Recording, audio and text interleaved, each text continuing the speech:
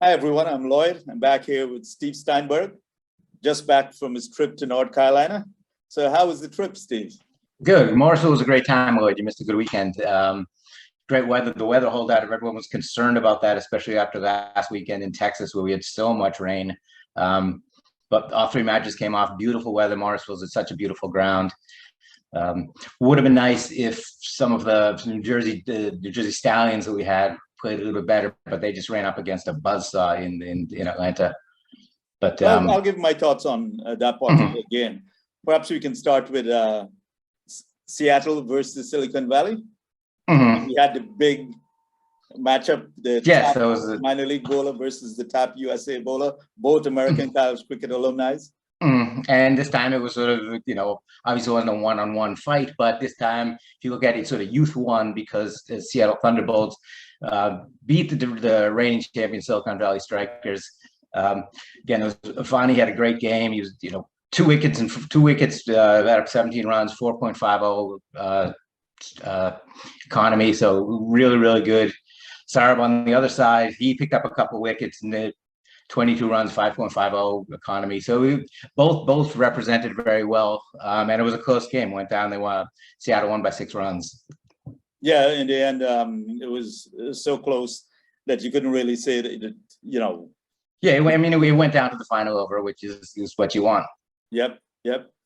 So tough luck for Silicon Valley this time around, but of course, it's also nice to see another team moving forward.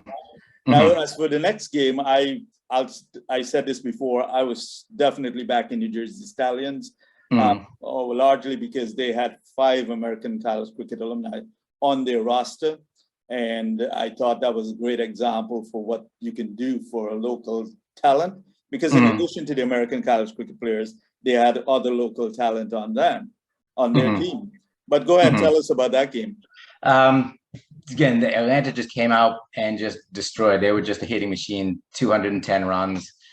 Ray Ramadan bowled one over, couldn't get anything done. Stephen Wigg, who came in, who was the hero last week and really shut down the Raptors to send New Jersey to the playoffs, really couldn't get anything started. No wickets in 4 overs, got up 49 runs. It was just, I don't think anyone was going to have any success against that Atlanta offense on Saturday. Yeah. Well, actually, I miss talking about Stephen. He did get 2 for 39 in the semifinals for New Jersey Stallions. Fairly well, even though he got a little bit hit. Now, here's the problem with that game for me. And again, the captain and the management did a great job getting as far as they did. And I particularly congratulate them on playing local players, especially American college cricket players. But as far as that game went, I think the captain, as I've seen happen elsewhere, made a mistake. To me, there was no reason to put in Atlanta to bat. It was not early in the morning, so you thought there'd be some dew or anything on the pitch. There had been a match before that showed there wasn't extraordinary things in the pitch for the bowlers. It was in the afternoon.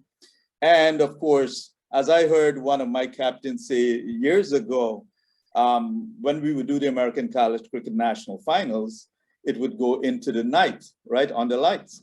And when he was asked in the pre-match interview why he chose to send the other team in, he said it's because he expected the nighttime there would be a dew factor, right? And that's key. So if you're bowling, then that could potentially help you. But the problem is you put in a team to bat, and now they can set you the target, which then puts pressure on you, your batsmen. Right. Whereas if you bat first, even if you make a low total, your bowlers and your fielders are now the ones who can put pressure on the batting side. And that in turn puts the pressure on the batting.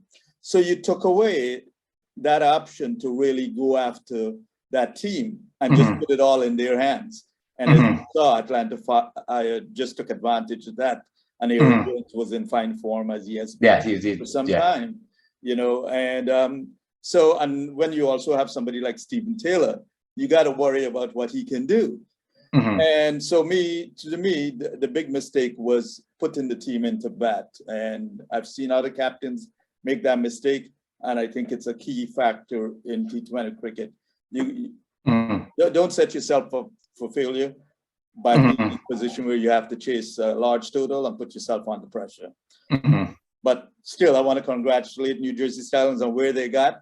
No, it was amazing. It was an amazing season for them, and a bunch of the American college cricket players had great years. Exactly. So hopefully next year, they can do it. Mhm. The finals. So finals came down, and talking to people at the ground, there was probably even mix who's going to win the Atlanta or Seattle. And again, Seattle opened, they put up 157, very similar to what they put up the day before to defend. It was, again, the guy they've looked to all year that shut the door and sealed the victory. Fani Samhadri, 3 wickets and 4 overs, 37 runs. Not the greatest economy, 9.25, but huge wicket of Zain Said, who was really, he had 26 runs, who was really starting to heat up. And more importantly, in the 19th over, wickets of Cornet Dry and Everoy Dyer that just literally nails in the coffin for the Atlanta Fire. Yeah. So awesome bowling by Fani once again. And really, not surprisingly, he was named MVP of the 2022 season. So kudos to him, kudos to the team, the management and everything.